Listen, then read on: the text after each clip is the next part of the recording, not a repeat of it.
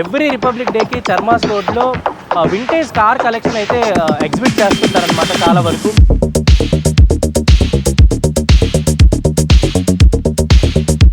Nineteen 39 నుంచి చూసుకుంటే almost only 2 lakhs ఉన్నాయన్నమాట. ఎక్స్క్లూజివ్ బైక్స్ కలెక్షన్ కూడా ఉందన్నమాట.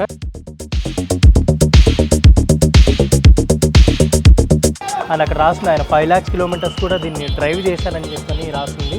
RRRలో యూజ్ చేసిన వెహికల్ అనమాట ఇది. ఇక్కడ చూసుకోవచ్చు. హాయ్ హలో వెల్కమ్ తెలుగు, నేను మీ యాంకర్ శరత్. ముందుగా మీ అందరికీ రిపబ్లిక్ డే శుభాకాంక్షలు. అండ్ నేను ఇంతకుముందు చాలా కార్ వీడియోస్ చేశాను అండ్ మీరు ఒక మంచి రెస్పాన్స్ ఇస్తున్నారు ఆ కార్ వీడియోస్కి. అండ్ అంతేకాకుండా మనం ఎక్స్క్లూజివ్గా ఇంకొన్ని కార్ వీడియోస్ కూడా ఇప్పుడు మరిన్ని కార్ వీడియోస్ అన్నీ కూడా బైక్ వీడియోస్ ఇలా ఆటోమొబైల్ వీడియోస్ అన్నీ కూడా సపరేట్ ఇంకొక ఛానల్లో కూడా పోస్ట్ చేస్తున్నాను అనమాట. మీరు ఆ ఛానల్ కూడా లైక్ చేయాలి, సబ్స్క్రైబ్ చేయాలి అండ్ కమెంట్ కూడా చేయండి. అండ్ దాంట్లో కూడా వీడియోస్ వస్తుంటాయి, వాటిని కూడా మీరు ఇంతకుముందు ఎంకరేజ్ చేస్తూనే ఉండండి. అండ్ ఇప్పుడు మీ అందరి కోసం ఎవ్రీ రిపబ్లిక్ డేకి చర్మాస్ రోడ్లో వింటేజ్ కార్ కలెక్షన్ అయితే ఎగ్జిబిట్ చేస్తుంటారనమాట చాలా వరకు. డెసోటో అవ్వచ్చు, బెంజ్ అవ్వచ్చు, హుడ్సన్ అవ్వచ్చు, ఇలా చాలా వింటేజ్ కలెక్షన్స్ అంటే 1800 దగ్గర నుంచి ఆల్మోస్ట్ 2000 వరకు కూడా ఈ మధ్యలో ఉన్న వింటేజ్ కార్ కలెక్షన్ని వాళ్ళు చర్మాస్ ఓనర్ వాళ్ళైతే మనకి ఎగ్జిబిట్ చేస్తారు రోడ్లో. సో డెఫినెట్లీ మీరు కూడా చూడాలి అనుకుంటే రిపబ్లిక్ డేకి చర్మాస్ రోడ్కి వచ్చేయచ్చు. అండ్ ఇక్కడ చాలా వరకు వింటేజ్ కాస్ట్లీ కలెక్షన్ కార్ అయితే ఉంటుంది. డెఫినెట్లీ మీకు ఈ వీడియోలో ఏమేమి ఉన్నాయి, అసలు కార్ మోడల్స్ ఏంటి, ఎప్పటి నుంచి ఆ కార్స్ అనేవి అందుబాటులో ఉన్నాయి అనేది కూడా మీకు చూపిస్తాను. అండ్ అంతేకాకుండా కుదిరితే వాటి యొక్క స్పెసిఫికేషన్స్ ఏంటి, ఎవరు వీటిని యూజ్ చేశారనేది కూడా మీకు చూపించే ప్రయత్నం అయితే చేస్తాను. ఫాలో. సో ఇప్పుడు నా వెనకాల ఒక వింటేజ్ కార్ ఉంది. అది 1939 మోడల్ అనమాట. BUICK, అంటే దాన్ని ఎలా ప్రొనౌన్స్ చేస్తారో నాకు కూడా తెలియదు. BUICK అని ఉంది. సరే, ఫర్ ఎగ్జాంపుల్ బక్ అనుకుందాం, బట్ ఇది రోడ్ మాస్టర్ అనమాట. సో ఇక్కడ చూసుకోవచ్చు, రోడ్ మాస్టర్ అని రాసింది. అండ్ దీని డీటెయిల్స్ కూడా నేను ఇప్పుడు మీకు చూపిస్తాను.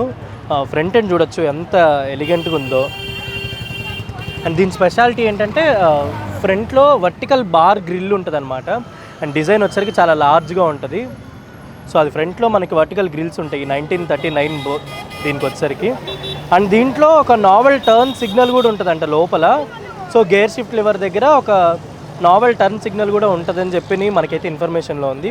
అండ్ అంతేకాకుండా ఇవి అంటే 1939 బుక్స్ అనేవి ఆల్మోస్ట్ ఒక 2 lakhs యూనిట్స్, అంటే ఆల్మోస్ట్ అప్పట్లో ప్రొడక్షన్ చేసినప్పుడు జస్ట్ 2 lakhs వరకే దీన్ని ప్రొడక్షన్ చేశారనమాట. అంటే ఇంకా అంతకుమించి ఇంకా ఎక్కువ ప్రొడక్షన్ చేయలేదు. ఇది మాత్రం 1939 నుంచి అవైలబిలిటీలో ఉన్నాయన్నమాట.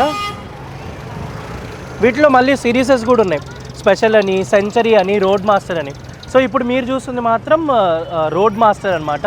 అండ్ దీంట్లో ఆల్రెడీ ఇంకొక 2 వేరియంట్స్ కూడా ఉన్నాయి, స్పెషల్ ఒకటి అండ్ సెంచరీ ఒకటి అండ్ రోడ్ మాస్టర్ అనమాట. ఇది రోడ్ మాస్టర్. సో ఓవరాల్ మొత్తం కూడా ఓన్లీ 2 lakhs దీని ప్రొడక్షన్ చేశారనమాట. 1939 నుంచి ఈ కార్స్ అయితే యూజ్ చేశారు. 1939 అంటే బిఫోర్ ఇండిపెండెన్స్ టైంలో యూజ్ చేశారనమాట. అసలు మీరు చూసుకోవచ్చు ఆ వీల్ టైర్స్ కానీ, దీని మీద కూడా ఉంది ఫైర్ స్టామ్ అని. మనం ఎలాగైతే ఓజీలో ఫైర్ స్టామ్ అంటామో, సో అలా టైర్ కూడా ఫైర్ స్టామ్ అనమాట. సో ఇక్కడ చూడొచ్చు BUICK మోడల్, అంటే కార్ కంపెనీ నేమ్ అనమాట అది. సో ఇలా ఇన్సైడ్ చూడొచ్చు మీరు ఒకసారి. సింగిల్ స్టీరింగ్ చూడ ఎంత రాయల్టీగా ఉంటుందో అసలు. ఒక పర్సన్ అంటే ఏ హడావిడి లేకుండా ఇలా కూర్చొని డ్రైవ్ చేస్తూ, అంటే నాకున్న అజంప్షన్ ఏంటంటే పాతకాలం సినిమాల్లో చేతిలో ఒక చుట్ట, ఒక సిగరెట్ అలా పట్టుకొని వెళ్తుంటారు కదా, రాయుళ్ళు అవ్వచ్చు, ప్రెసిడెంట్లు, ఇలాంటి వాళ్ళు ఎక్కువ వాడేవాళ్ళు అప్పట్లో. తహసీల్దార్లు, మున్సిబులు ఇలాంటి వాళ్ళ దగ్గర ఉండేవి అప్పట్లో అని విన్నా. బ్రిటిష్ కాలం టైంలో వాళ్ళకి పనిచేసే వాళ్ళ దగ్గర వెహికల్స్ ఇలాంటివి ఉండేవి అని విన్నా. సో అక్కడ మీరు చూడొచ్చు స్పీడోమీటర్ కావచ్చు, ఆ డిస్ప్లే చూడండి, స్పీడోమీటర్, కీ సెక్షన్ పైన సింపుల్ అనమాట, పెద్ద హడావిడి ఏం లేదు. స్టీరింగ్ దగ్గర కావచ్చు, అండ్ ఇక్కడ స్టీరింగ్ సెంటర్లో కూడా చూడొచ్చు మీరు. ఇది 3 spoke వీల్. దాంట్లో కూడా మధ్యలో కంపెనీ నేమ్ అయితే ఇంక్లూడ్ చేయడం జరిగింది. కింద చూడొచ్చు మొత్తం గ్రీన్ మ్యాట్. సో చాలా నీట్గా, అంటే వీటిని ఉండడం వరకు ఓకే, కానీ వీటిని ఇంత నీట్గా ప్రజెంట్ చేయడం అనేది చాలా తక్కువ మంది దగ్గరే ఉన్నాయి ఇలాంటి కార్స్ కలెక్షన్ అనేది. సో వెనక కూడా నాకు తెలిసి అంటే 2 persons, ఇద్దరు వైఫ్ అండ్ హస్బెండో, అంటే క్వీన్ అండ్ రాజో, ఇలా ఇద్దరే కూర్చునే వాళ్ళనమాట. మీరు చూడొచ్చు కార్ ఎంత బాగుందో. సో BUICK కంపెనీ అనమాట కారు. దీంట్లో చాలా మోడల్స్ ఉన్నాయి. 1939 నుంచి చూసుకుంటే ఆల్మోస్ట్ ఓన్లీ 2 lakhs ఉన్నాయన్నమాట. మీరు ఇక్కడ చూసుకోవచ్చు ఆ స్పేర్ వీల్ కానీ, ఆ డిజైన్ కానీ. సో ప్రాపర్ గ్రీన్ కలర్, అసలు మెయింటెనెన్స్ ఎంత బాగుందో చూడండి. ఇక్కడ ఫుట్ రెస్ట్ కూడా మీరు చూసుకోవచ్చు, చాలా వైడ్ ఫుట్ రెస్ట్ అనమాట. అంటే అప్పట్లో వాళ్ళు యూజ్ చేసేటప్పుడు ఏంటి, సైడ్ ఎవరైనా అంటే అసిస్టెంట్లు కానీ వీళ్ళందరూ ఇక్కడ నించునే వాళ్ళు అనమాట. ఇక్కడ నించొని జస్ట్ కాపలాకి వాళ్ళని తీసుకెళ్తుండేవాళ్ళు. అంతేకాకుండా వాళ్ళు దిగేటప్పుడు కూడా రాయల్టీగా ఉండడానికి ఇంత పెద్ద ఫుట్ రెస్ట్లు కూడా అప్పట్లో కార్స్కి ఉండేవి కొన్ని. అండ్ ఓవరాల్ మీరు ఒకసారి ఒక 360 డిగ్రీ కంప్లీట్ దీని వ్యూ కూడా చూపిస్తాను ఎలా ఉందనేది ఒకసారి చూడండి.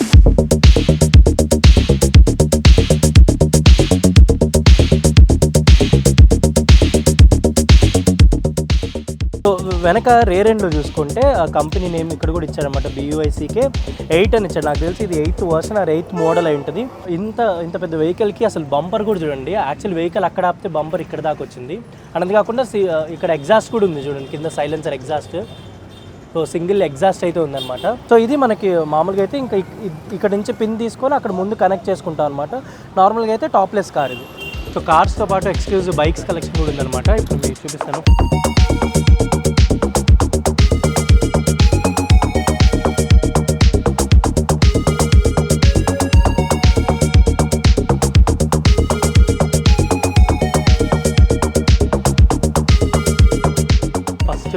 జావా బైక్ ఉంది చూడండి ఇక్కడ. సో 1965 ఆయన కొన్నారు, 1965లో కొన్నారు. బట్ ఇది 1962 మోడల్ జావా బైక్ అనమాట. ఆయన అక్కడ రాసింది ఆయన 5 lakhs kilometers కూడా దీన్ని డ్రైవ్ చేశానని చెప్పని రాసింది. సో ఇక్కడ కింద కూడా మెన్షన్ చేశారు అవర్ హనీమూన్ బైక్ అని. సో ఇది జావా బైక్ అనమాట. నెక్స్ట్ వచ్చేసరికి మనకి ట్రయంఫ్ TWN అని ఉంది. ట్రయంఫ్ 1932 మోడల్ అనమాట. 500cc engine, German motor cycle company వాళ్ళు తయారు చేసిన కంపెనీ ట్రయంఫ్ది. And rarest bike in India. So ఈ bike rarest bike in India అనమాట. అండ్ నెక్స్ట్ వచ్చేసరికి మనకు ఎడ్జీ బైక్స్ అనమాట. ఇప్పుడు కూడా వస్తుంటాయి ఎడ్జీ బైక్స్. సో ఈ బైక్ తోటి ఫస్ట్ చార్మినార్ ఛాలెంజ్ ర్యాలీ 1981లో జరిగింది. దాంట్లో కూడా ఆయన గెలవడం జరిగింది అనమాట ఈ ఎడ్జీ బైక్ తోటి. అంతేకాకుండా దీన్ని రోడ్ కింగ్ అని కూడా అంటారు.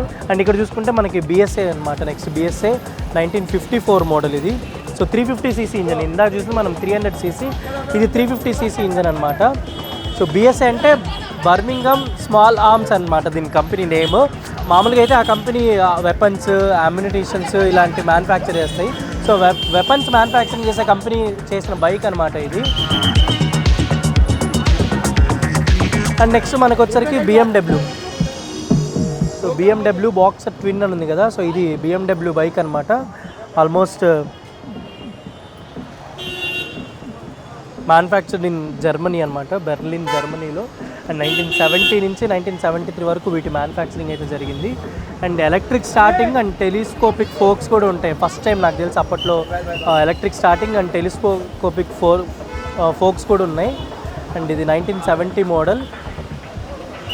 సో వీటిలో కూడా చాలా కెపాసిటీస్ ఉన్నాయన్నమాట. R50, R60, R75 అని. అండ్ ఇంజన్ కెపాసిటీస్ వచ్చేసి 500, 600, 750cc ఇలా ఉన్నాయి. సో ఇది రెగ్యులర్గా ఆయన యూజ్ చేసిన బైక్ అనమాట. ఇది BMW నార్లన్ కంపెనీ బైక్ అనమాట. 500cc బైక్ ఇది. చూడొచ్చు గ్రీన్ కలర్ ఫినిషింగ్లో ఉంది. బ్రిటిష్ మోటార్ సైకిల్ వాళ్ళు దీన్ని తయారు చేశారన్నమాట 1911లో. 1954 వరకు వీటిని వేరియస్ మాడిఫికేషన్స్ చేస్తూ రిలీజ్ చేసేవాళ్ళనమాట Norton bikes. So 16H and 500cc capacity కూడా ఉంటాయి. అండ్ ఇది వచ్చరికి H డినోట్స్ హోమ్ మోడల్ అనమాట. H అంటే హోమ్ మోడల్ అని చెప్పని. So British motor cycle company, British ఆర్మీలో కూడా చాలా వరకు వాడిన వెహికల్ అనమాట ఇది. బ్రిటిష్ ఆర్మీలో వీటిని యూజ్ చేసేవాళ్ళు. అండ్ కామన్వెల్త్ ఫోర్సెస్లో, ఆస్ట్రేలియాలో, న్యూజిలాండ్లో కూడా, కెనడియన్ ఆర్మీలో కూడా దీన్ని యూజ్ చేశారు. అండ్ ఇక్కడ మీకు చూపిస్తారు రాయల్ ఎన్ఫీల్డ్ అనమాట. సో ఇప్పుడు మనం ఏదైతే రాయల్ ఎన్ఫీల్డ్ రెగ్యులర్గా రాయల్ ఎన్ఫీల్డ్ చూస్తుంటామో 1939లోనే మ్యానుఫ్యాక్చరింగ్ చేసిన రాయల్ ఎన్ఫీల్డ్ అనమాట ఇది. వీటిని మ్యానుఫ్యాక్చరింగ్ చేసేవాళ్ళు. ఫస్ట్ బుల్లెట్ బైక్ అనమాట. అప్పట్లోనే రాయల్ ఎన్ఫీల్డ్కి బుల్లెట్ అని పేరు వచ్చింది ఈ బైక్ వల్లే అనమాట 1931. సో ఇంక్లైన్డ్ ఇంజన్ ఉంటుంది. అండ్ అంతేకాకుండా ఎక్స్పోజ్డ్ వాల్వ్ ఉంటుంది అనమాట. అండ్ 4 వాల్వ్స్ ఉంటాయి. సిలిండర్కి ఒక వాల్వ్ ఉంటుంది. 350cc అనమాట ఇది.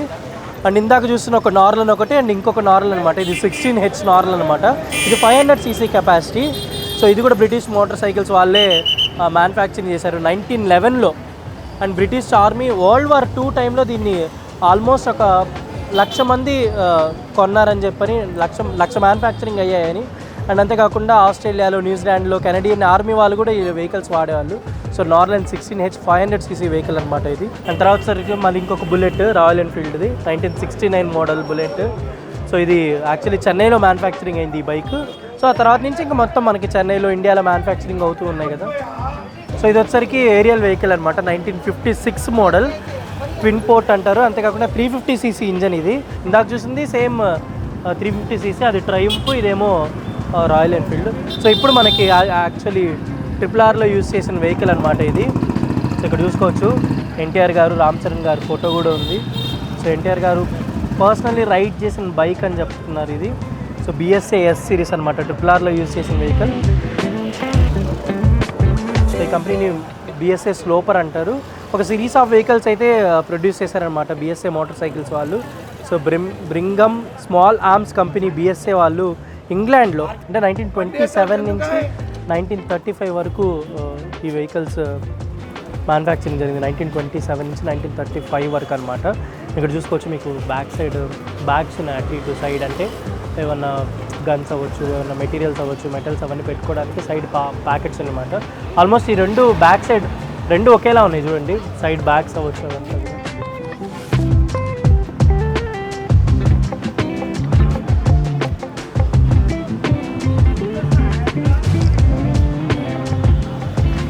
సో ఇది మ్యాచ్లెస్ బైక్ అనమాట, 1949 Z3L 350cc ఇంజన్. ఇది కూడా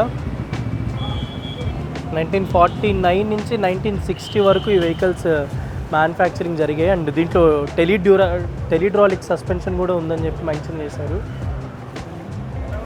అండ్ ఇక్కడ ఇంకొకటి ఉంది, పెరల్ యమహా అనమాట, 1969 మోడల్ బైక్ ఇది. So 75cc engine, pearl Yamaha bike. But CC చూసుకుంటే 75, కానీ పర్ఫార్మెన్స్ మాత్రం చాలా బాగుంటుంది అని చెప్పని మెన్షన్ చేశాడు. స్మూత్ యాక్సలరేషన్ ఉంటుంది అని. సీసీ మాత్రం 75 ఉంటుంది, కానీ పర్ఫార్మెన్స్ మాత్రం అదిరిపోద్ది అని చెప్పని మెన్షన్ చేశారు అనమాట.